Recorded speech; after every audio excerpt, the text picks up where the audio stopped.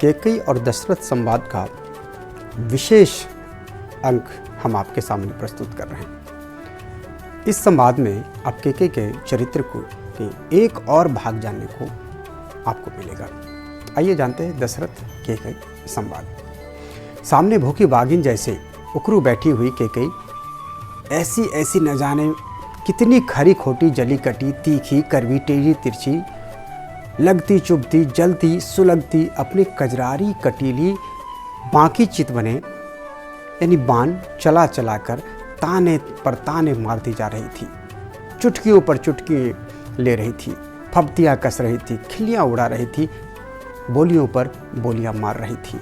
न जाने क्या क्या अंट संट अंट बंट आय बाय अटपट बकती हुई जले पर नमक छिड़क रही थी। यह सुनते सुनते राजा दशरथ की छाती छलनी हुए जा रहा है। राजा दशरथ की गिग्गी बंध गई थी। उनकी आंखें बरसी पड़ रही थी, सूखी हो गई थी और कोई और होता तो उन्हें देखकर ही पानी पानी हो जाता, पिघल उठता। पर कुबड़ी मंत्रा ने कैकेयी को ऐसा वज्र बना दिया था कि वह हिलकर न दी और नहीं पिघली। आग जैसी फिर और धधक उठी। जाने दीजिए, मेरी बात नहीं मानना चाहते हो तो न मानिए, दशरथ से कह रही। मैं क्या आपका पल्ले थामे बैठी हूं? पर यह नहीं होने दूंगी कि मीठा मीठा गप गप और कड़वा कड़वा थू थू। अब कान खोलकर सुन लीजिए महाराज, मैं 100 की सीधी बात बिना लाग लपेटे कह देती हूं कि कल सवेरे ही राम चीर लपेटकर मुनियों जैसा भेष बनाकर जंगल को न चले गए तो मैं संखिए की डली फांक कर या कुचला निकलकर यमपुरी के फाटक की कुंडी जा खटखटाऊंगी।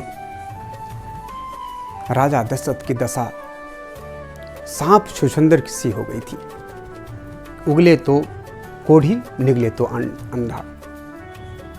कलजीबी कैकेयी पलंग के पैताने से बैठी हुई अपनी कतरनी जैसी जीभ से कच कच करती हुई महाराजा दशरथ की छाती कर कर करके छीलती चीरती छेदती और बर बर्राती हुई चलती ही चली जा रही थी। दशरथ पलंग पर ऐसे दुबके पड़े जैसे आंख लग गई हो, झपकी आ गई हो।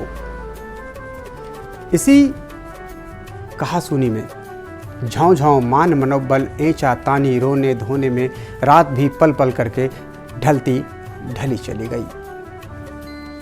पाँव फट चली थी, कगरौर की बेला हो चली थी, कौवे की काँव काँव चिड़ियों की चाँव चाँव सबकी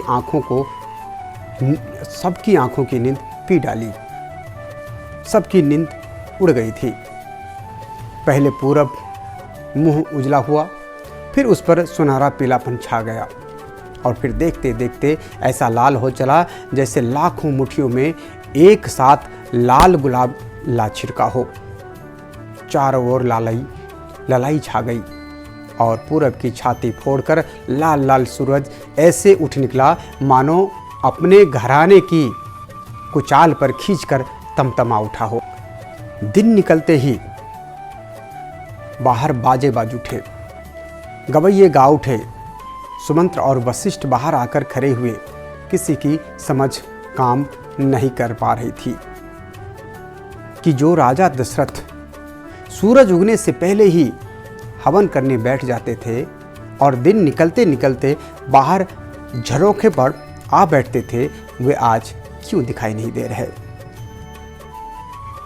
वशिष्ठ जी ने सुमंत्र से कहा, जाओ लपक कर भीतर जाकर देखो कि महाराजा ने अभी तक ड्योढ़ी क्यों नहीं लांघी है। सुमंत्र ने भीतर जाकर देखा कि कैकेयी फुफकारती हुई नागिन जैसी तनी बैठी है और राजा दशरथ खोए खोए से पलंग पर आंखें मूंदे पड़े हैं। यह देखते ही सुमंत्र का माथा ठनका। वे ताड़ गए कि दाल में कुछ काला है।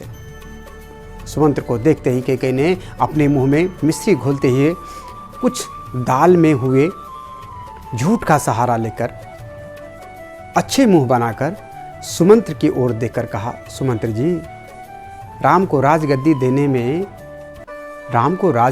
देने के उत्साह में राजा जी की आंख ही नहीं लगी। पूरी रात जगे रह गए इस खुशी में। अभी झपकी आई है, आप झटपट जाकर राम को यहाँ बुलाते जाइए, यानी बुलाकर ले आइए। सुमंत्र झट अपना घनघनाता हुआ रथ जोतकर बात की बात में राम के पास जा पहुँचे और बड़े बाजे गाजे के साथ राम को रथ पर बैठाकर वहाँ लेते आए जहाँ महाराजा दशरथ अचेत पड़े हुए थे। वहाँ पहुँचकर कैकेयी को हाथ जोड़कर राम ने पूछ लिया, ऐसी मुझसे कौन सी चूक हो गई माता कि महाराज न तो मेरी ओर देख ही रहे हैं और न ही मुझसे बोल रहे हैं। इससे आगे का कथा मैं भाग 5 में लेकर आपके समक्ष उपस्थित होगा, जो और भी रोचक होगा। अगर आपने यह वीडियो देखा और अच्छा लगा तो लाइक, सब्सक्राइब और कमेंट के माध्यम से अपना विचार रखने का अनुरोध। जय सिया राम। धन्यवाद।